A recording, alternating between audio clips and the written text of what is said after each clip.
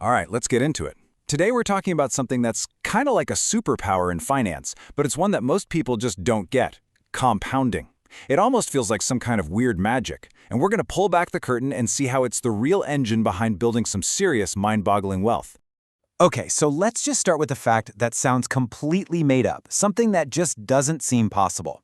Get this, of Warren Buffett's $84.5 billion net worth, a whopping $81.5 billion of it was earned after his 65th birthday, after he was already eligible for Social Security. How is that even possible? It feels like a glitch in the matrix, something our brains just aren't wired to understand. Just let that number sink in for a second. $81.5 billion. Not his total wealth, just the part he added on in his so-called golden years. That is an insane amount of money, and it's the paradox we're here to solve. Now, to understand how this impossible fortune was built, we have to look somewhere really unexpected. Seriously, we're leaving the stock market behind for a minute, and we're going to rewind the clock and look at the history of our planet. Because believe it or not, the secret to Buffett's wealth is actually locked away deep inside the Earth's ice. I mean, think about that for a second. What kind of incredible cataclysmic force would it take to cover pretty much the entire globe in ice sheets that are miles thick, and not just once, but 5 different times over the course of history? What in the world could do that? Well, the first theories were exactly what you'd expect. Scientists figured it had to be something huge and violent, like massive volcanic eruptions, darkening the sky, or entire mountain ranges just suddenly jutting up. But there was a big problem with those ideas. Sure, a single huge event might explain one ice age, but it couldn't explain a repeating cycle of 5 of them. Something else had to be going on, something much more subtle. And the real cause? Well, it was shockingly quiet. It wasn't some big, dramatic explosion. No, it was just the gentle, almost unnoticeable wobble in the Earth's orbit. Just a tiny, predictable change that affects how much sun hits different parts of the planet over thousands and thousands of years.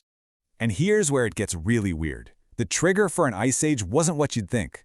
It wasn't about having brutally cold winters. It was actually about having moderately cool summers. Summers that just weren't quite warm enough to melt away all the snow from the winter before. And this right here is where that compounding magic kicks in. So a cool summer leaves behind a little patch of leftover snow. That white snow reflects sunlight back into space, which makes that little area just a bit cooler.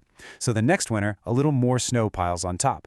Now you've got a bigger white patch, which reflects even more sunlight, which leads to an even cooler summer. You see the feedback loop? A tiny lingering advantage literally snowballs, growing from a small patch of snow into a massive ice sheet that can cover an entire continent. This quote from glaciologist Gwen Schultz just nails it. The key thing wasn't some single gigantic blizzard. It was the simple fact that a little bit of snow managed to survive the summer. It was all about persistence. And that right there brings us to the real key to success, whether you're talking about ice ages or investing. You don't need a massive, overwhelming force to get a massive result. All you need is a small, consistent edge that's given enough time to build on itself, over and over again. That's it. That's the fundamental secret. Now, the reason this whole concept feels so foreign to us is because our brains are wired for linear thinking, not exponential. It's just how we operate. For example, if I ask you to add 8 to itself 9 times, you can probably do that in your head pretty fast and get to 72. Easy. But what if I ask you to multiply 8 by itself 9 times? Well, the result isn't 72. It's over 134 million. It's a completely different reality that our intuition just can't grasp. We see this exact same pattern happen in technology all the time.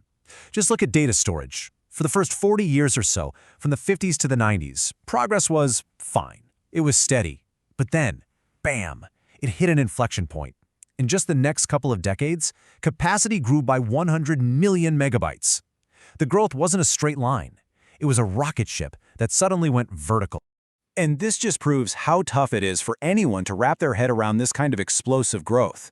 Back in 2004, even a genius like Bill Gates was scratching his head when Gmail offered a whole gigabyte of storage, wondering why anyone would ever need that much space. See, his thinking was stuck in that old linear paradigm right before the exponential curve went to the moon. It just shows that even the smartest among us can get blindsided by compounding. And that brings us all the way back around to Warren Buffett.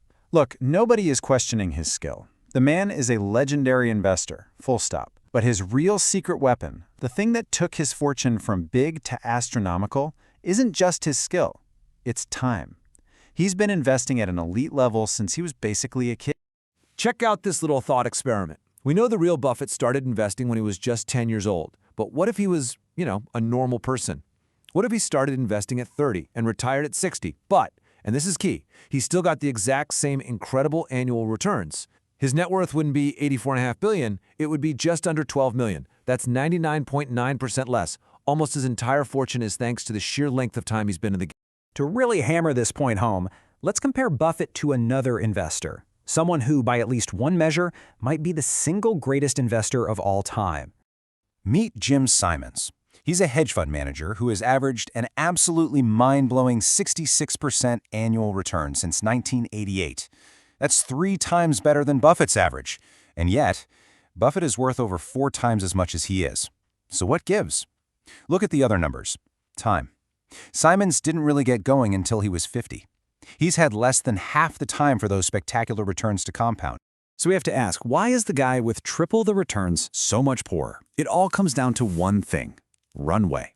Simons is an unbelievable sprinter, but Buffett has been running a marathon for over 75 years. He's simply had way more time for that little snowball to grow into a mountain. Okay, but there's one last critical piece to this entire puzzle. Because to have a long runway, you have to survive. And it turns out, getting wealthy and staying wealthy are 2 completely different skills. And this really gets to the heart of it. That compounding magic can't do its thing if you get wiped out and have to start over. Survival is everything. And there's a cautionary tale about 2 investors from the Great Depression that illustrates this perfectly. So the year is 1929. The stock market is in an absolute free fall. We're talking about the week of Black Monday, Black Tuesday, Black Thursday. It's pure, unfiltered chaos and panic on Wall Street. And right in the middle of this mess, you have 2 investors on opposite sides of a massive bet. First, there's Jesse Livermore. He's a famous trader who shorted the market, betting it would crash. He was right. In one day, he made the equivalent of $3 billion in today's money. On the other side, you had a guy named Abraham Jerminsky. He bet everything he had that the market would go up. He was wrong. He was ruined instantly and reportedly just vanished, gone forever. But here's the twist. The story doesn't end there. Just 4 years later, Jesse Livermore, the guy who timed the crash perfectly, the guy who became one of the richest people on the planet, had lost every single penny. He kept making bigger and riskier bets, got way too confident, and eventually got wiped out. He won the game, but he couldn't stay in the game. And that brings us to the real core lesson of this entire explainer. Good investing, and honestly, success in pretty much any long-term goal, isn't about trying to get the highest, most spectacular returns all the time. No, it's about earning pretty good, solid returns that you can stick with and repeat for the longest possible period of time. That's what gives compounding the fuel and the runway it needs to do its logic-defying work. Survival is the most important skill of all. So the final question you have to ask yourself is this. In your career, in your finances, in your life, are you playing a game that's all about trying to win big right now? Or are you playing a game that you can stay in for the long haul? Because that is where the real power